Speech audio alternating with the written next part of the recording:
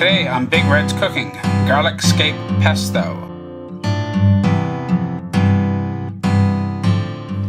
Hi and welcome back to Big Red's Cooking. I'm Big Red.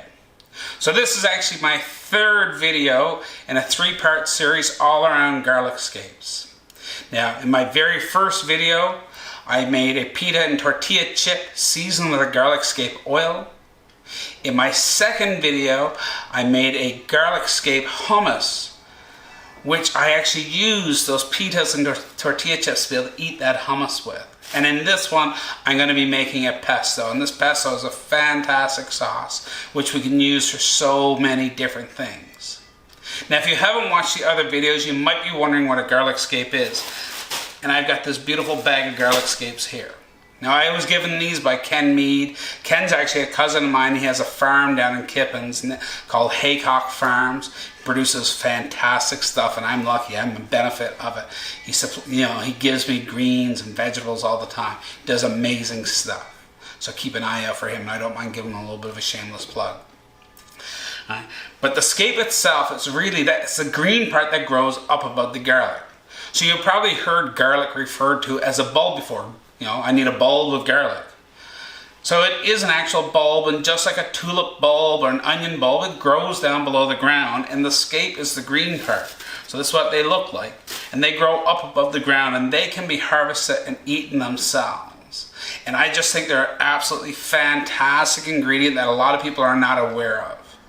They have this real sort of nice bright herbaceousness, and herbaceousness is just one of these fancy cook words we use to really give that sense of herbs.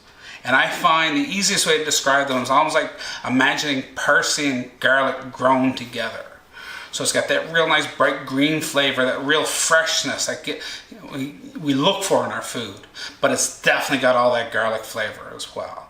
So it's a great way of substituting for garlic cloves. It gives us a little bit extra flavor, it brightens up our food, it lightens up our food, and in some cases it adds a little bit new texture as it did with the hummus itself.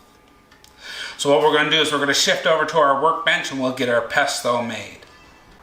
So traditionally pesto would be made with garlic cloves, basil leaves, some Parmesan cheese, and I've got this beautiful grana padano I'm going to use, pine nuts, and olive oil.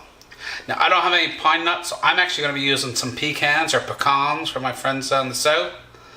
And of course, we're going to use those garlic scapes instead of using the whole garlic cloves. And I have some beautiful basil that my brother gave me. He grows this wonderful basil. So I'm going to go ahead and I'm going to start shaving up some of this grana padano that I can use then in our pesto. Now, if you don't have this, if you don't have a nice big chunk of cheese like this, feel free to buy some pre-grated stuff, whether it's a Kraft, whether it's a different brand. Again, this is for you. Don't go worry about what the labels say. I am by no means a food snob, and I always keep a little bit of that Kraft Parmesan in the fridge myself, because there's just something about that saltiness that I just absolutely love. So there we go, so we've got our Parmesan all grated up. Okay, so I'm going to go ahead. I've got this beautiful basil, which just smells absolutely wonderful. I'm going to put a nice big handful of that in my food processor here. And we'll add some of these beautiful garlic scapes.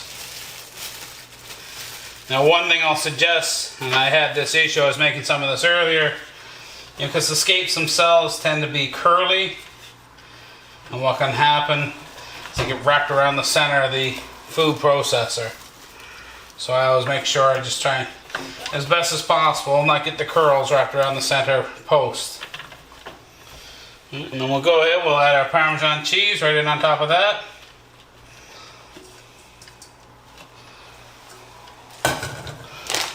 A nice healthy handful of those pecan pieces,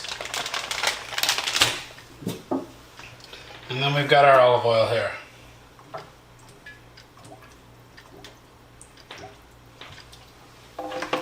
And just like with all my other recipes, what I'll do is I'll go ahead and type up something to give you some guidelines. But again, for this, don't worry about the proportions too much. As long as it tastes good to you, That's what matters more than anything else. And really what I hope is that you'll take some time to play with these recipes and make them your own. So I'm just going to go ahead and give this a little stir, loosen up the sides. I can see it's pretty thick, so I'm going to go ahead and add some more some olive oil to this again. Try and get a little closer to the consistency I want.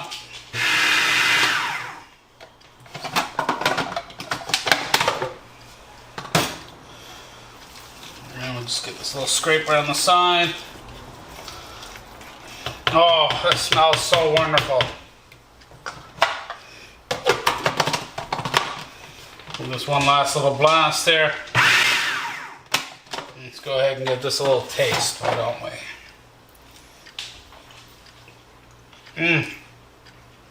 It's amazing. You know, it's almost a little bit spicy from that garlic. Those definite herbaceous notes. From that basil, we get that saltiness from the cheese. The nuts give that little bit of texture in there. And smooth it out, give a little bit of a rounder flavor. Just absolutely amazing.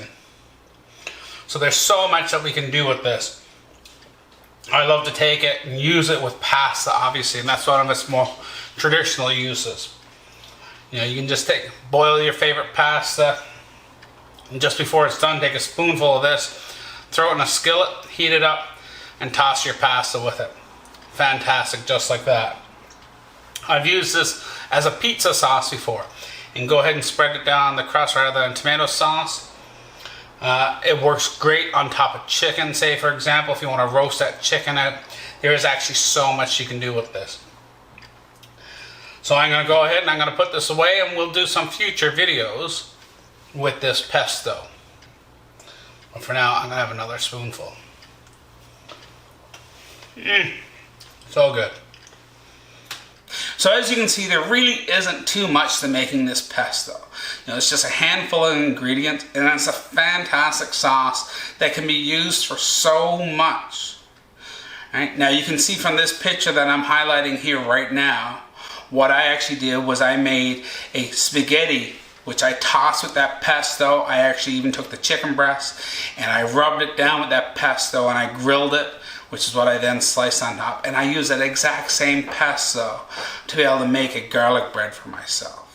So there's a lot we can do with it. I've used this pesto as a pizza sauce before. Rather than using tomato sauce, I'll use it as a pizza. And you know what? I've got a bunch of this pesto frozen in jars now for myself in my basement.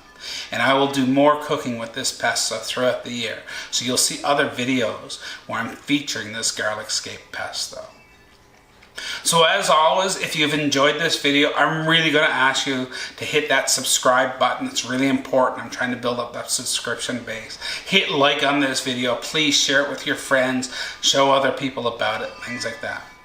If there's anything that you'd like to see me do a video on, please leave me a comment. Drop me a message. Anything.